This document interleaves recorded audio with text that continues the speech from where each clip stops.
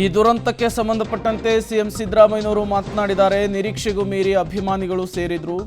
ಈ ಘಟನೆ ಆಗಬಾರದಿತ್ತು, ನಡೆದು ಹೋಗಿದೆ. ಭದ್ರತಾ ವೈಫಲ್ಯ ಆಗಿಲ್ಲ. ಜಿಲ್ಲಾಧಿಕಾರಿಗಳಿಂದ ತನಿಖೆಯನ್ನು ನಡೆಸಲಿಕ್ಕೆ ಸೂಚನೆ ಕೊಟ್ಟಿದ್ದೇವೆ. ಕಾಲ್ತುಳಿತದ ಪ್ರಕರಣಕ್ಕೆ ಸಂಬಂಧಪಟ್ಟಂತೆ ಸಿಎಂ ಸಿದ್ದರಾಮಯ್ಯನವರು ಕೊಟ್ಟಂತಹ ಫಸ್ಟ್ ರಿಯಾಕ್ಷನ್ ಇದು. ವಿಜಯೋತ್ಸವ ಆಚರಣೆ ಮಾಡ್ತಕ್ಕಂಥ ಸಂದರ್ಭದಲ್ಲಿ ಚಿನ್ನಸ್ವಾಮಿ ಕ್ರೀಡಾಂಗಣದಲ್ಲಿ ಬಹಳ ದೊಡ್ಡ ದುರಂತ ನಡೆದಿದೆ. ಜನ ಕಾಲ್ತುಳಿತಕ್ಕೆ ಒಳಗಾಗಿ 11 ಜನರು ಮೃತಪಟ್ಟಿದ್ದಾರೆ. 33 ಜನರು ನೋವಿಗೆ ಒಳಪಟ್ಟಿದ್ದಾರೆ. ನಾನು ಬೌರಿಂಗ್ ಹಾಸ್ಪಿಟಲ್ಗೆ, ವೈದೇಹಿ ಮಲ್ಯ ಹಾಸ್ಪಿಟಲ್ಗೆ ಭೇಟಿ ಕೊಟ್ಟಿದ್ದೆ. ಈ ಸಂಭ್ರಮ ಆಚರಣೆ ಮಾಡುವಾಗ ಇಂಥ ಒಂದು ದುರಂತ ನಡಿಬಾರ್ದಾಗಿತ್ತು. ಸರ್ಕಾರ ಇದಕ್ಕೋಸ್ಕರ ಬಹಳ ದುಃಖವನ್ನು ವ್ಯಕ್ತ ಮಾಡ್ತದೆ.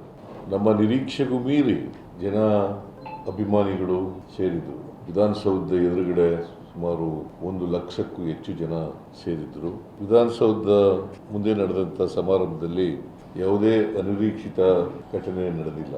ಆದರೆ ಚಿನ್ನಸ್ವಾಮಿ ಸ್ಟೇಡಿಯಂನಲ್ಲಿ ಈ ದುರಂತ ಆಗಿದೆ. ಯಾರೂ ಕೂಡ ಇದನ್ನ ನಿರೀಕ್ಷೆ ಮಾಡಿರಲಿಲ್ಲ. ಕ್ರಿಕೆಟ್ ಸ್ಟೇಡಿಯಂನಲ್ಲಿ 35,000 ಜನ ಕೂತ್ಕೊಳ್ತಕ್ಕಂಥ ಆಸನ ಇರ್ತಕ್ಕಂಥದ್ದು. ಆದರೆ 2-3 ಲಕ್ಷ ಜನ ಬಂದ್ಬಿಟ್ಟಿದ್ದಾರೆ.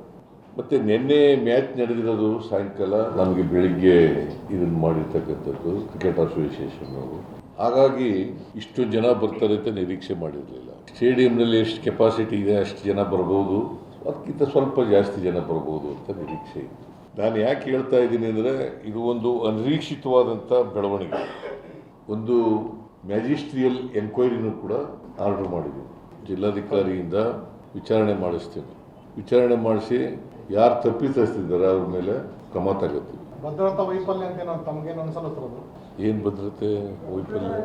ನೀನು ವಿರೋಧ ಪಕ್ಷದವ್ರ ಥರ ಮಾತಾಡ್ತೀಯಲ್ಲ. ವಿರೋಧ ಪಕ್ಷ ನೋಡಪ್ಪ, ಕೇಳ್ರಿ, ಇಲ್ಲಿ ಅನಿರೀಕ್ಷಿತವಾಗಿ ನಡೆದಂತೆ ಅನಿರೀಕ್ಷಿತವಾಗಿ ಬಂದಿದ್ದಾರೆ ಜನ ಅಂತ ಹೇಳಿದ್ದು